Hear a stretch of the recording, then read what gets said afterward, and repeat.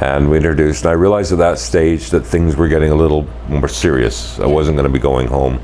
And I said, whatever it is, do you think I'll be back to work by Tuesday? And she said, because she knew. Yeah. So luckily she was MS. So she had me immediately taken in as a patient to the hospital, and then a barrage of tests.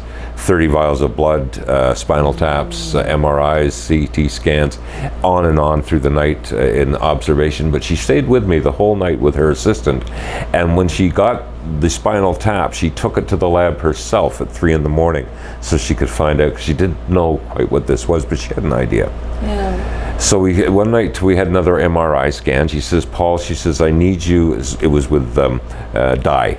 And she says, I really need you, I need this one, I need to see this one. So she says, I really need you to stay in there, and it's going to be about 2 hours in the MRI. And I don't know if you've ever had an MRI, but it's like, and my legs were in spasticity, so they were spasming, and the pain in my legs was starting to grow. So they had to strap me down, and they gave me this ball that I could squeeze. And it's not about being afraid of closed-in places, because I'm not particularly, but it was the pain, and it was the spasticity, and it was the discomfort, and I was tired, but I didn't squeeze the ball. And she stayed there the whole time, and she says, right, and she got something off the MRI.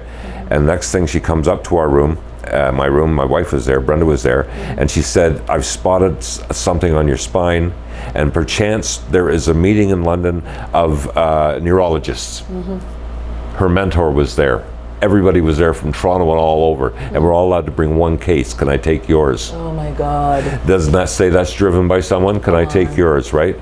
That night. Yeah. Who would feel that would ever happen? So she did. And true to her word, but she still is. And she took it there, and she came back, and she said to me, well, we've ruled out Guillain-Barré disease, which is another malfunction in your spine, but you usually recover from it, but you can become totally paralyzed from it. And some of them said it was a 50-50, some of them said it was a spinal stroke. She said, but if you had a spinal stroke, you wouldn't be able to move anything down there. And I could still move this leg somewhat. And she says, so I think it's transverse myelitis. And of course, I'm sitting there, and Brenda's sitting there, and we're going, the what? Transverse the who? You know?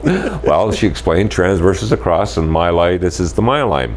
So at the lower part of my spine, from C9 to conus, there was a lesion, and it opened up, and it had opened up the myline that protected the nervous system from the fluids in your body.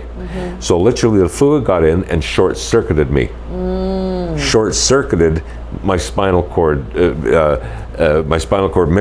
missions, basically, to getting to where they're supposed to get to, so I can utilize. So that's what that was about.